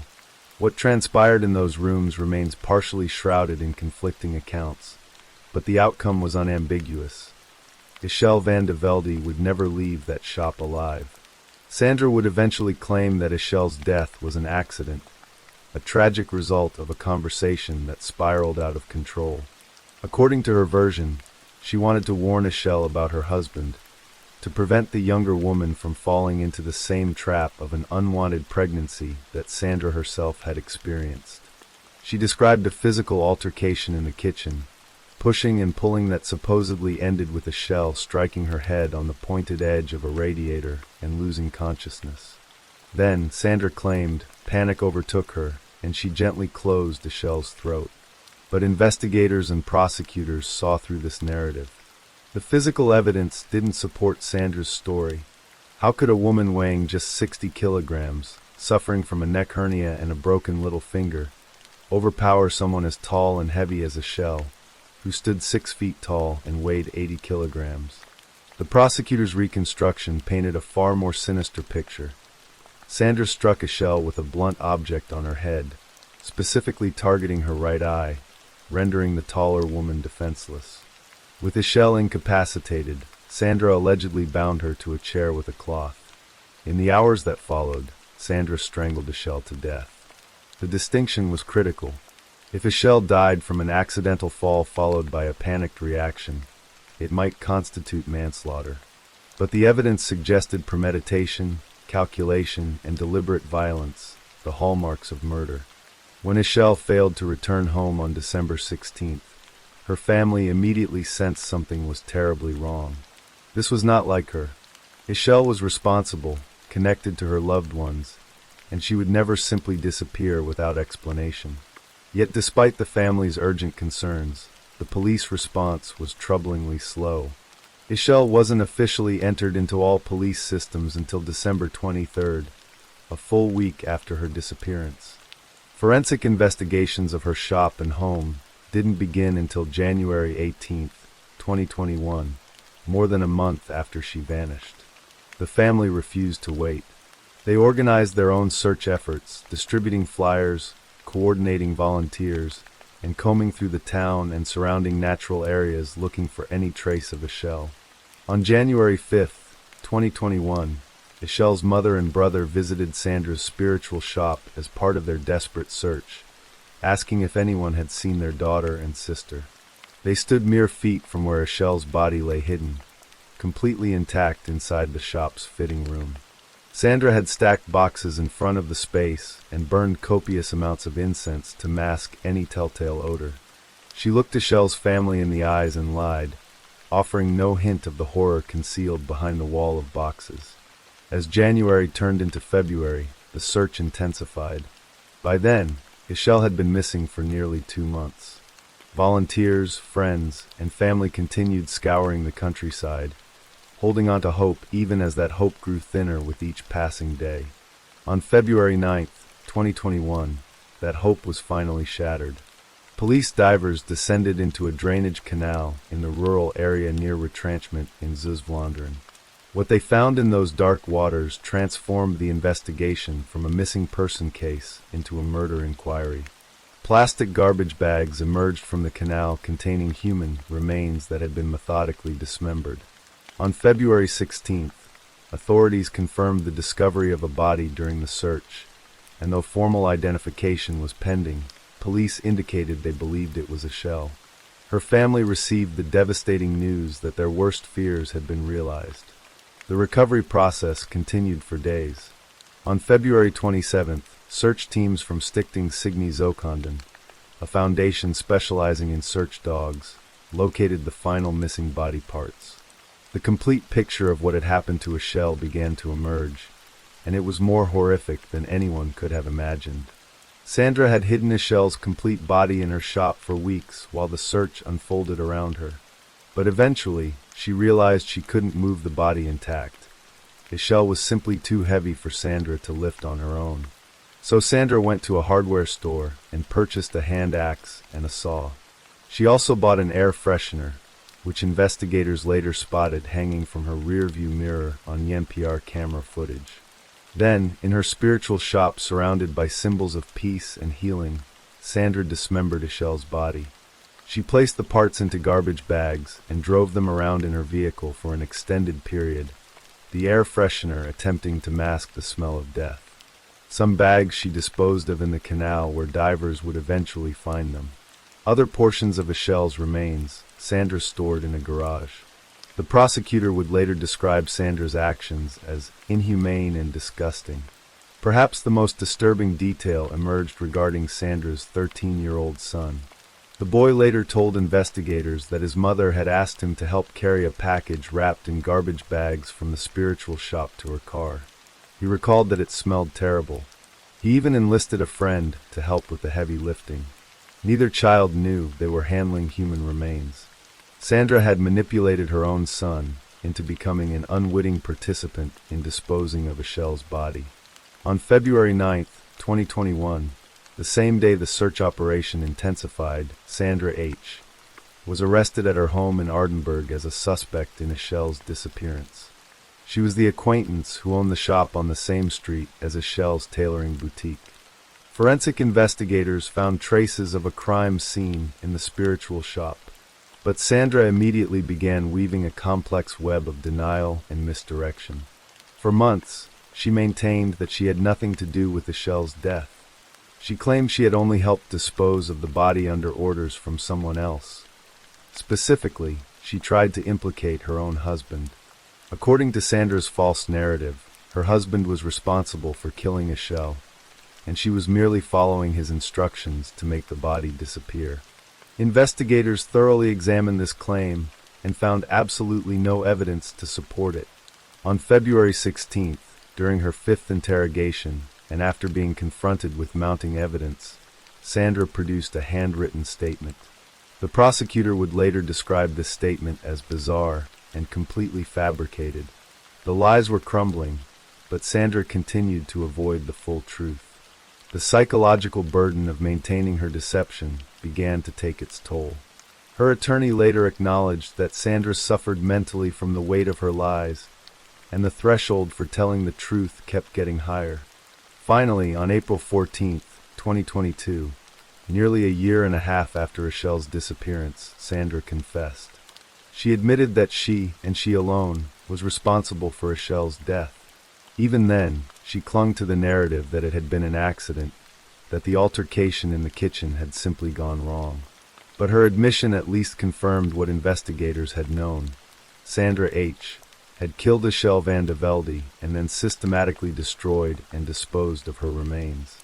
The trial proceedings began in November 2022 at the courthouse in Middelburg. The courtroom became a stage where the prosecution and defense presented vastly different versions of December 15, 2020. Sandra maintained her story about the accidental fall and the panic-driven strangulation. The Public Prosecution Service argued forcefully that the evidence pointed to premeditated murder driven by jealousy and rage. Prosecutor Mark DeGroff, who had led the investigation from the moment Echelle's remains were discovered, presented the case methodically. He pointed out the implausibility of Sandra's version, the evidence of a blunt force trauma to Echelle's head, and the calculated nature of everything that followed. If Sandra had truly panicked, why didn't she call emergency services? Why did she instead suffocate an unconscious woman, hide the body for weeks, purchase dismemberment tools, and manipulate her child into helping dispose of the remains? On November 9, 2022, the prosecution demanded 18 years in prison for murder. Mental health experts advised against institutionalized psychiatric treatment, but they did recommend measures to restrict Sandra's freedom and monitor her behavior if she were ever released, due to concerns about her potential danger. Echelle's parents, Rob and Miranda, attended the proceedings, their pain evident in every moment. They had lost their daughter in the most horrific way imaginable, and then had to endure Sandra's lies and half-truths as their family searched desperately while Echelle's body lay hidden just feet away. The question that haunted them echoed through the courtroom. How could someone take such a beautiful person's life? The court's verdict came with a surprising twist. The judges considered testimony from a woman who claimed to have visited the spiritual shop that fateful morning. Testimony that the prosecutor had deliberately excluded from the evidence because of questions about its reliability. The court used this testimony to sketch a somewhat different scenario of the events. But ultimately, they reached the same conclusion the prosecution had argued. This was murder, not manslaughter. The sentence matched the prosecution's demand, 18 years imprisonment. Sandra H. refused to accept the verdict. She filed an appeal, prolonging the legal proceedings for another year and extending the agony for Echelle's family. The appeal trial began on April 23, 2024, at the Court of Appeal in Den Bosch. Once again, the arguments were presented, the evidence examined, and the competing narratives debated. On May 22, 2024, the appellate court delivered its judgment. The conviction stood. The sentence remained 18 years in prison, with additional restrictions imposed upon Sandra's eventual release due to ongoing concerns about the danger she posed. The court found, as the original trial court had, that Sandra H. had murdered Echelle van de Velde. Still, Sandra persisted. She filed a final appeal to the Hoge Raad, the Supreme Court of the Netherlands. She continued to assert that Echelle's death was an accident and sought to have the conviction reduced to manslaughter. But on February 19, 2025, the Supreme Court issued its ruling. The court declined to hear the case, leaving the appellate court's decision intact. The legal battle that had stretched across more than 4 years finally reached its conclusion. The 18-year sentence for murder was now final and irrevocable. Sandra H. would spend nearly 2 decades behind bars for strangling Echelle van de Velde in a spiritual shop on a December afternoon, and then dismembering her body in an attempt to erase the evidence of her crime. Yet even with the legal proceedings concluded, many questions remained unanswered. The family never received full clarity about exactly what happened in those final hours of Echelle's life. Today, more than 5 years after Echelle disappeared, her family continues to grapple with their loss. The young woman who once filled her tailoring shop with creativity and dreams, who made her parents proud with her entrepreneurial spirit, who laughed with her brother and grandmother, she exists now only in memory and in the hearts of those who loved her. Her shop, Pins and Needles, stands as a reminder of potential unfulfilled, of a life cut devastatingly short. The case exposed not only the darkness that jealousy and possessiveness can breed, but also revealed systemic failures in the initial police response to Echelle's disappearance. The delays in treating her vanishing as a priority cost precious time and may have affected the investigation. Those early missteps became part of the tragedy's painful legacy. Sandra H. remains incarcerated, maintaining to this day that Echelle's death was accidental despite multiple courts rejecting that claim. The evidence, the blunt force trauma, the the strangulation, the calculated dismemberment, the manipulation of her own child, paints a portrait of deliberate violence, not tragic accident. In the quiet streets of Oostburg, life goes on. Shops open their doors, customers browse, and the rhythms of daily existence continue. But those who knew Michelle van de Velde carry her absence with them. Her parents lost a daughter. Her brother lost a sister. The community lost a vibrant young entrepreneur whose future held such promise. And in that loss, there remains a stark reminder of how quickly love can twist into obsession, how jealousy can metastasize into violence, and how one person's inability to let go can end another person's everything. The drainage canal in Zuid-Vlaanderen has long since been cleared of its grim contents. The spiritual shop where Michelle drew her last breath has been closed. But the memory of Michelle van de Velde endures, not as a victim defined by how she died, but as a person who lived fully until someone decided she no longer could. Her story serves as both a tragedy and a testament, a reminder that behind every crime statistic lies a human being whose life mattered, whose absence leaves a void that can never truly be filled. Story 5. In the manic, superheated world of professional wrestling, Chris Benoit was a purist's champion. He wasn't a towering giant or a charismatic showman who lived by the microphone. He was a craftsman, a 5'10", 220-pound block of granite whose language was violence, spoken with a technical perfection that bordered on art. Known as the Rabid Wolverine, his intensity was his trademark. He wrestled with a ferocious, almost frightening realism, his body a perpetual motion machine of suplexes, chops, and his signature move, a diving headbutt from the top rope that sent a shockwave through the crowd and, as it would turn out, through the delicate architecture of his own brain. By 2007, the 40-year-old Canadian was a decorated veteran, a former world heavyweight champion who had clawed his way to the pinnacle of a brutal profession. To the millions who watched him on television, he was an icon of grit and determination. To his neighbors in the affluent Atlanta suburb of Fayetteville, he was simply Chris, the quiet family man who lived in a sprawling, two-story house on Green Meadow Lane. It was a picture of suburban tranquility, a meticulously manicured lawn, a 3-car garage, and a swimming pool in the back. Inside lived his wife, Nancy, a striking blonde who had once been part of the wrestling world herself, and their 7-year-old son, Daniel. Daniel was a bright, energetic boy who worshipped his father, a miniature version of the champion, often seen wrestling playfully with him on the living room floor. From the outside, the house was a fortress of success, a monument to the American dream built on a foundation of sweat, sacrifice, and simulated combat. But by June of 2007, the foundation of that fortress was crumbling into dust. The man the world saw in the ring, and the man who walked the halls of 130 Green Meadow Lane were becoming two terrifyingly different people. A darkness had been gathering in Chris Benoit, a perfect storm of physical pain, psychological torment, and a brain that was slowly, silently betraying him.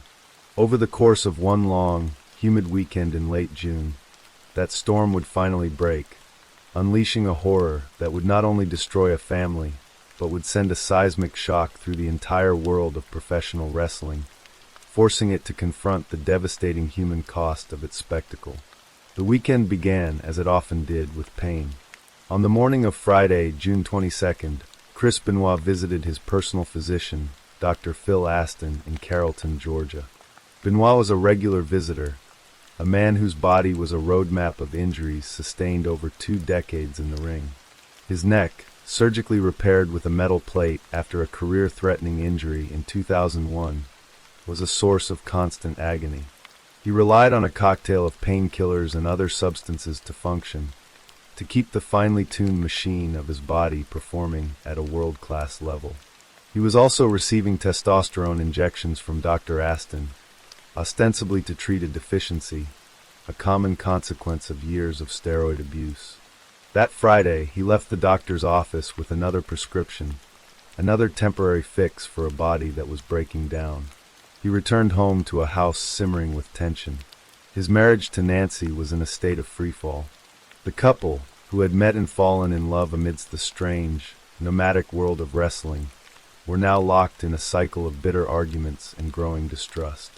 Just a few days earlier, on June 18th, Nancy had a long, emotional phone call with a friend, Pam Clark. She confided that Chris's mood swings were worsening, that he was becoming increasingly paranoid and volatile. She suspected he was having an affair with another female wrestler, citing his secretive phone calls as evidence.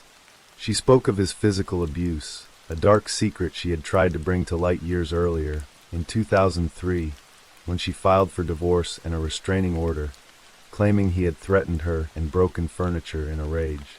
She had withdrawn the petition months later, a common pattern in abusive relationships, but the fear had never truly subsided. Now, she told her friend, she was considering taking Daniel and leaving for good. That Friday night, the simmering tension boiled over. The argument, its exact cause lost to the ensuing tragedy, became a physical struggle.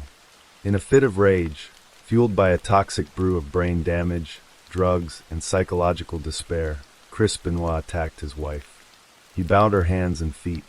The struggle was brutal, leaving bruises on her back and stomach as he knelt on her, pressing his knee into her back while he pulled on a cord wrapped around her neck. He asphyxiated her. Nancy Benoit, 43 years old, died on the floor of her own home. Afterward, with a chilling deliberation that defied the notion of a simple, impulsive roid rage, Chris wrapped her body in a blanket and placed a copy of the Bible beside her. The first act of the tragedy was complete. The house fell silent, but the horror was just beginning. Saturday morning dawned, and Chris Benoit moved through the quiet house like a ghost, the body of his dead wife lying in an upstairs room. He was scheduled to appear at a WWE Live event in Beaumont, Texas, that evening, but he made no move to leave. Instead, he went about a series of bizarrely mundane tasks. At 8:30 a.m., he called a friend and left a voicemail, inquiring about a horse camp for Daniel, before explaining that his son couldn't attend because he wasn't feeling well. The calm in his voice was unnerving. Sometime that morning, he approached his 7-year-old son. What happened next is a crime almost too monstrous to comprehend. Using Xanax, a powerful anti-anxiety medication that was found in his system, Chris sedated Daniel. As his son lay unconscious in his bed, likely unaware of the fate that awaited him, Chris killed him. He used a chokehold, suffocating the life out of his own child. When police later found Daniel's body, they discovered a butcher knife under the bed, a chilling detail that spoke to the killer's state of mind, though the knife itself had not been used. As he had done with his wife, Chris placed a Bible next to his son's small body. With his entire family dead, Chris spent the rest of the day in the house with the bodies. At 1:57 p.m., he called a newly released wrestler, Michael Parker, and left a rambling, slurred voicemail, talking about office politics as if it were just another day. He was a man adrift, his mind fractured, his actions a grotesque parody of normalcy, set against the backdrop of unimaginable horror. He was now alone in his self-made tomb, a silent, 3-bedroom mausoleum on Green Meadow Lane. Sunday arrived, and with it, the final act. In the pre-dawn hours, between 3:51 and 3:58 a.m., Chris began sending a series of strange, cryptic text messages from both his and Nancy's cell phones to several colleagues, including his close friend, the wrestler Chavo Guerrero Jr. 4 of the messages simply contained his home address. A 5th read, "The dogs are in the enclosed pool area. Garage side door is open." It was a breadcrumb trail, a final, eerie communication designed to ensure their bodies would be found. Chavo, woken by the texts, was confused but went back to sleep, figuring he would ask Chris about them when he picked him up from the airport in Houston later that morning for the Vengeance, Night of Champions pay-per-view event. But Chris never arrived. Late that morning, he called WWE's Talent Relations office with a story about Daniel vomiting and being at the hospital, promising to catch a later flight. It was his last lie. He had no intention of going anywhere. Sometime that evening, Chris Benoit descended into the basement of his home, into his personal weight room, the place where he had sculpted the powerful body that had brought him fame and, ultimately, contributed to his ruin. He took the bar off his lap pull-down machine and fashioned the cable into a noose, the third and final one. Then, he looped the noose around his neck and released the weights. The heavy stack dropped, pulling the cable taut and strangling him. Chris Benoit, the rabid Wolverine, was dead at 40. The first official sign that something was terribly wrong came on Sunday night. Chris was scheduled to face CM Punk for the vacant ECW World Championship, a high-profile match on the Vengeance pay-per-view. When he failed to appear, the company was forced to scramble, substituting him with another wrestler. Backstage, concern was mounting. Chris Benoit did not miss big matches. On Monday, June 25th, after a series of unanswered calls, WWE officials formally requested a welfare check. At around 2:30 p.m., officers from the Fayette County Sheriff's Department arrived at 130 Green Meadow Lane. They found the garage side door open, just as the text message had said. They entered the quiet house. What they discovered inside would become one of the most infamous crime scenes in the history of sports entertainment. They found Nancy's body in an upstairs office, then Daniel's in his bedroom. Finally, they found Chris hanging from his weight machine in the basement. The scene was a quiet tableau of domestic horror. The investigation concluded swiftly. It was a double murder and suicide. That night, WWE was scheduled to air its flagship show, Monday Night Raw. In the face of the shocking news, they canceled the planned broadcast and replaced it with a 3-hour tribute to the life and career of Chris Benoit. Announcers and fellow wrestlers, many still unaware of the full, horrifying truth, shared tearful memories of their fallen friend. But as the grim details of the murder-suicide emerged over the next 24 hours, the tribute became a source of profound corporate embarrassment. The hero they had just eulogized was a monster. In a stunning reversal, WWE began the process of erasing Chris Benoit from its history. His name was scrubbed from their website, his merchandise pulled, his matches removed from their archives. The man who had been a world champion became a ghost, a name that could not be spoken. The media frenzy was immediate and intense. The initial narrative, fueled by sensationalist reporting, coalesced around a single, explosive explanation: roid rage. Toxicology reports confirmed that Benoit had an elevated level of testosterone in his system at the time of his death, 10 times the normal amount, the result of a recent injection. Steroids were found throughout the house. The story was simple and seductive. A muscle-bound wrestler, pumped full of performance-enhancing drugs, had flown into an uncontrollable rage and annihilated his family. But for the investigators, and for those who knew the complexities of the case, this explanation was woefully incomplete. A roid rage might explain a single impulsive act of violence, but it could not account for the chilling, methodical nature of the 3-day ordeal. The binding of Nancy, the sedation of Daniel, the final, deliberate texts. There had to be something more, a deeper, more insidious cause. The search for that cause led back to the wrestling ring itself. Christopher Nowinski, a Harvard-educated neuroscientist and former WWE wrestler who had been forced to retire due to post-concussion syndrome, suspected another culprit. He knew the brutal toll the business took on the brain. He had spoken to Benoit before about concussions, and Chris had admitted to having had more than I can count. Nowinski reached out to Michael Benoit, Chris's grieving father, and made an unprecedented request: to have his son's brain tissue examined for signs of trauma. The family agreed.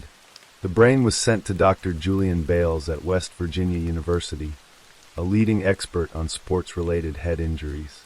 The results were catastrophic. Bales reported that Benoit's brain was so severely damaged it resembled the brain of an 85-year-old Alzheimer's patient.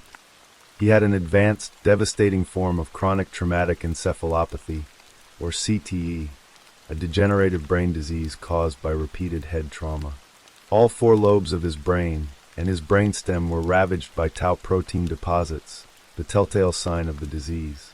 It was a level of damage Dr. Bales had seen before in the brains of retired NFL players who had descended into depression, paranoia, and violence.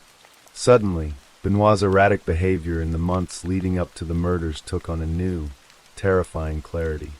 The paranoia, the mood swings, the memory loss, they were all classic symptoms of advanced CTE. The diving headbutt, his signature move for over 20 years, had been a slow-motion suicide, each impact another small nail in his coffin. He had essentially destroyed his own brain for the entertainment of millions. The rabid Wolverine persona was not just an act. It was a prophecy of the neurological chaos raging within him. The tragedy of Chris Benoit was not the result of a single cause. It was a toxic confluence of factors. The CTE had destroyed the hardware of his brain, leaving him prone to paranoia and rage. The constant, agonizing physical pain from his years in the ring led to a dependency on painkillers. The pressure to maintain a superhuman physique in a culture awash with steroids led him to abuse performance-enhancing drugs, which likely exacerbated his psychological instability.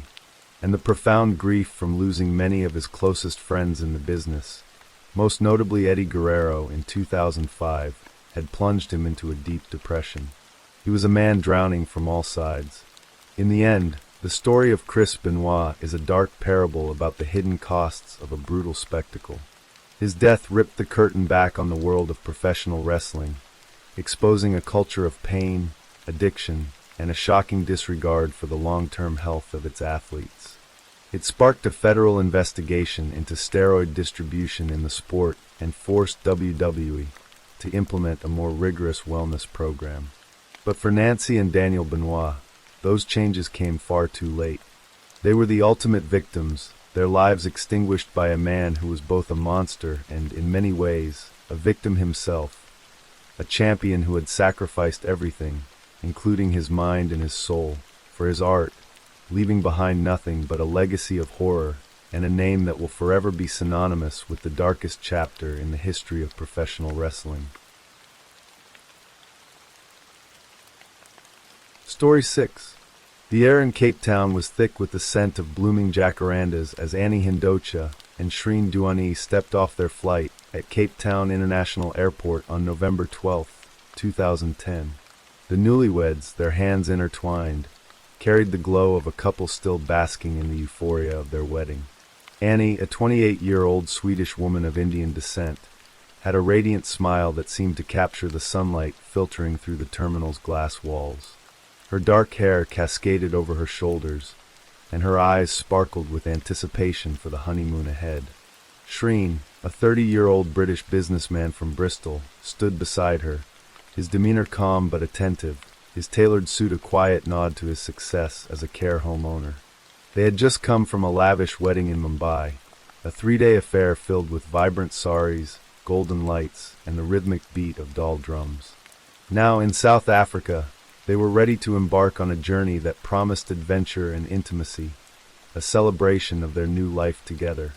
As they navigated the bustling airport, a man approached them with a warm smile and an outstretched hand. Zola Tongo, a local taxi driver, had a wiry frame and an easy charm that put the couple at ease. His taxi, a silver VW Chiron, gleamed under the African sun, and he offered to be their guide for the duration of their stay in Cape Town. Annie, ever curious and eager to experience the world, was delighted by the idea. Shreen, more reserved, nodded in agreement, trusting Tongo's local knowledge to show them the city's hidden gems. They climbed into the taxi, their luggage stowed in the back, and set off toward the Cape Grace Hotel, a 5-star oasis nestled along the Victoria and Alfred waterfront. The hotel's opulent interiors, with their polished marble floors and sweeping views of Table Mountain, promised a luxurious respite. But Annie's heart was set on something more authentic, a glimpse into the real South Africa, beyond the polished veneer of tourist havens. The couple's first few days were a whirlwind of beauty and exploration. They had spent the early part of their honeymoon on a safari in Kruger National Park, where the vast savanna stretched endlessly before them, dotted with elephants and giraffes. Annie had laughed as she snapped photos, her excitement infectious. Now in Cape Town, they dined at upscale restaurants, strolled along the waterfront, and marveled at the city's blend of modernity and raw, untamed beauty. But on the evening of November 13th, Annie's desire for a deeper connection to the place led them to a decision that would alter their lives forever. She wanted to see the real Africa, as she put it, a phrase that carried both innocence and a yearning for something unfiltered.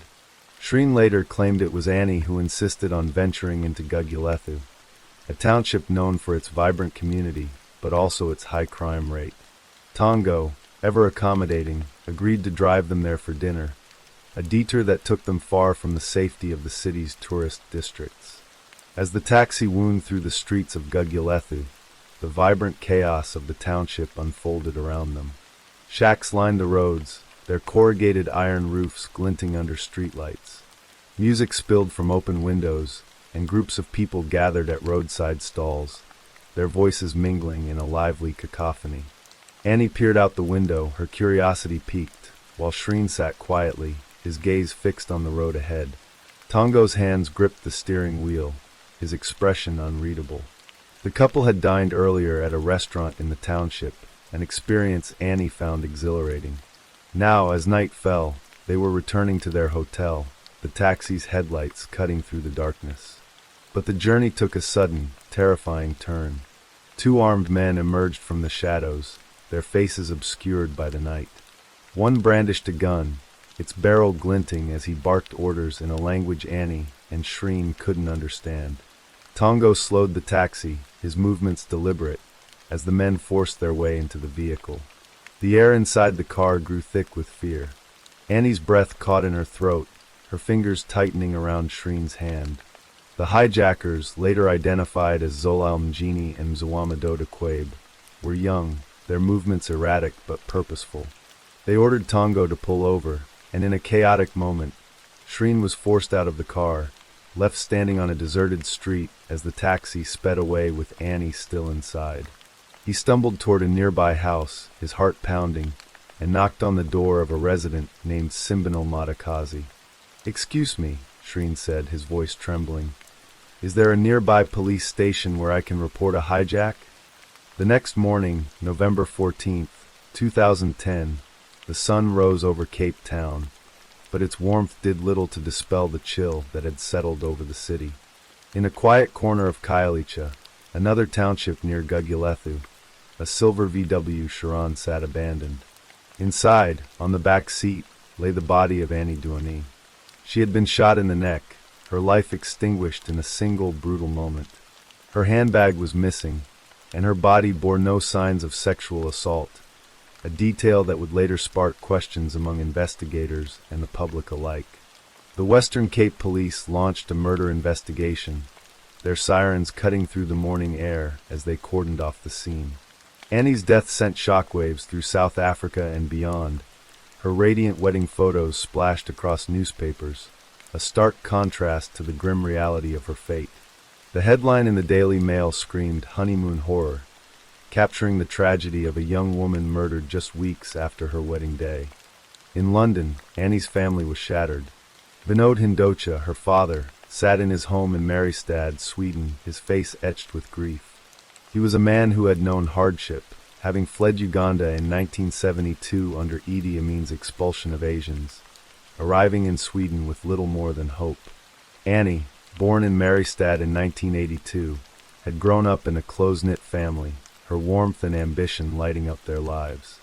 She had studied engineering in Stockholm, her intelligence matched only by her zest for life. When she met Shreen in London in 2009, their long-distance romance blossomed into an engagement, culminating in the extravagant Mumbai wedding. Now Vinod's world had collapsed. His daughter, the girl who had danced under a full moon in a golden sari, was gone. Her mother, Nilam, wept silently, clutching a photo of Annie, while her uncle, Ashok Hindocha, vowed to seek justice. "We cannot heal," he said, "until the truth is known." Back in South Africa, the police moved swiftly. Within days, 3 men were arrested. Zolal Mjini, a 26-year-old from Khayelitsha with a frail frame and a malignant brain tumor. Mzwamadoda Quabe, a 26-year-old neighbor of Mjini. And Mond Mbalambo, a hotel receptionist who had connections to Tongo. The arrests painted a picture of a botched robbery, but the story soon grew more complex. Tongo, the couple's trusted driver, was arrested on November 20th, his face hidden under a white sheet, as he was led into Weinberg Magistrate's court. In a stunning turn, he confessed to his role in the crime, claiming it was no random hijacking, but a premeditated murder orchestrated by Shreen Duani himself. Tongo alleged that Shreen had offered him 15,000 rand, roughly 1,400 pounds, to arrange Annie's death, staging it to look like a carjacking. The accusation sent shockwaves through the case, transforming Shreen from a grieving widower to the prime suspect. Shreen, who had returned to the UK just 4 days after Annie's death, was reeling. His family, led by his brother Priyen, dismissed Tongo's claims as totally ludicrous, suggesting the South African authorities were desperate to pin the crime on a foreigner to protect their tourism industry. 2 weeks have been spent negotiating this confession, Priyen said, hinting at coercion or torture. But the allegations stuck, and on December 8, 2010, Shreen was arrested in Bristol at the request of South African authorities. He appeared at the City of Westminster Magistrates' Court, his face pale, his eyes downcast. The extradition process began, a legal battle that would stretch over years, fueled by concerns over Shreen's mental health. Diagnosed with post-traumatic stress disorder and severe depression, he was admitted to a psychiatric facility, his lawyers arguing that he was unfit to stand trial in South Africa. The case gripped the public imagination, its details dissected in newsrooms and living rooms alike. Annie's beauty, the fairy tale wedding, and the brutal murder made for a story that was both heartbreaking and sensational. But beneath the headlines lay a web of contradictions. Tongo's confession, secured through a plea deal under Section 105A of the Criminal Procedure Act, painted Shreen as the mastermind, but his story shifted under scrutiny. He initially claimed Annie had insisted on visiting Gugulethu, but later said it was his own suggestion. Quabe and Balambo, also offered plea deals, corroborated Tongo's account, but their testimonies were riddled with inconsistencies. Balambo admitted to lying in previous affidavits, and Quabe refused to explain why Annie was driven to a residential area. Crucially, alleged text messages between Shreen and Tongo about the murder plot could not be recovered, undermining the prosecution's case. As the investigation deepened, questions arose about the nature of Shreen and Annie's relationship. Reports surfaced of tension in their marriage, with Annie sending desperate emails to Shreen just days after their wedding, questioning his feelings for her. Rumors swirled about Shreen's sexuality, with allegations that he had met with male escorts before and during their marriage. Annie's family, devastated by these revelations, expressed shock and betrayal. Which father would allow their daughter to marry a man who sleeps with men? Vinod asked, his voice heavy with pain. Yet, a BBC Panorama documentary later suggested the couple was trying for a baby, casting doubt on claims that Shreen's secret life motivated the murder. The documentary also raised the possibility that Annie's death was accidental, the result of a struggle during a robbery gone wrong. In South Africa, the wheels of justice turned slowly. Njini, despite his initial confession, pleaded not guilty in 2012, claiming an alibi and alleging his confession was extracted under torture. Justice Robert Henney rejected these claims, and Njini was convicted of murder, sentenced to life in prison. Quabe, who had pleaded guilty, received 25 years, while Mbalambo was granted immunity in exchange for his testimony, though Judge Jeanette Traverso later deemed his evidence unreliable. Tongo was sentenced to 18 years, his plea deal contingent on testifying against Shreen. The case against Shreen, however, hinged on these flawed witnesses, whose contradictions would haunt the trial. The extradition saga dragged on, a legal tug-of-war between the UK and South Africa. Shreen's lawyers argued that his mental health made him unfit for trial, citing the risk of chronic illness if extradited. Psychiatrist Nigel Eastman testified that Shreen needed at least 6 months to recover, while Dr. Ian Cumming countered that delay could worsen his condition. In 2013, a UK court ruled Shreen fit for extradition, a decision upheld by Home Secretary Theresa May despite appeals. Annie's family, desperate for answers, handed a petition with 11,411 signatures to the Home Office, urging Shreen's return to South Africa. Finally, in April 2014, Shreen was extradited, landing in Cape Town under heavy security. He faced 5 charges, including murder, kidnapping, and conspiracy, his fate resting on a trial that would captivate the world. The trial began in October 2014 at the Western Cape High Court, a modern building with stark white walls and a palpable air of tension. Shreen sat in the dock, his once confident demeanor replaced by a quiet intensity. The prosecution, led by Rodney DeCock, painted a damning picture. A man who had orchestrated his wife's murder to escape a marriage he no longer wanted. Quabe took the stand, his voice steady as he recounted Tongo's claim that a husband wanted his wife killed. He described the hijacking, admitting he had lied in earlier hearings to secure a lighter sentence. Under cross-examination by Shreen's barrister, Francois Van Zyl, Quabe's story unraveled. He could not explain key details, such as why Annie was driven to a residential area or how the fatal shot was fired. Tongo and Balombo fared no better, their testimonies marked by fabricated phone calls and contradictory statements. Van Zyl proposed 2 alternate theories: a robbery gone wrong or a botched kidnapping for ransom. Forensic evidence suggested Annie may have been shot accidentally as she struggled to keep her handbag, the bullet ricocheting off her hand and into her neck. A witness, Bernard Mitchell, claimed Tongo had confessed in prison to a failed ransom plot, a detail that muddied the prosecution's narrative. The police investigation itself came under fire, with lost pocketbooks, unsigned statements, and forgotten forensic evidence exposing a litany of errors. Judge Traverso, a seasoned jurist with a reputation for fairness, listened intently, her expression unreadable as the prosecution's case crumbled. On November 24, 2014, Van Zyl moved for dismissal under Section 174 of the Criminal Procedure Act, arguing that the prosecution lacked credible evidence linking Shreen to the crime. On December 8th, Judge Traverso delivered her ruling. The courtroom was silent, the air heavy with anticipation. "There is no evidence on which a reasonable court can convict the accused," she said, her voice steady. "The application for dismissal is granted."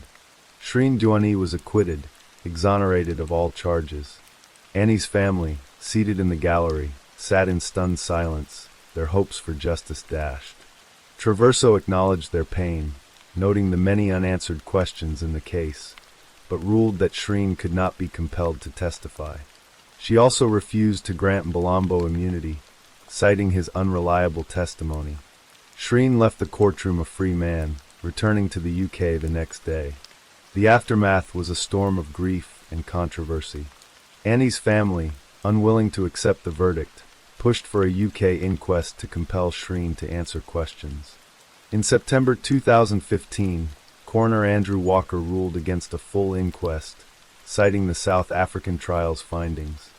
"I am prohibited from reaching a conclusion inconsistent with the South African courts," he said, closing the door on further legal recourse.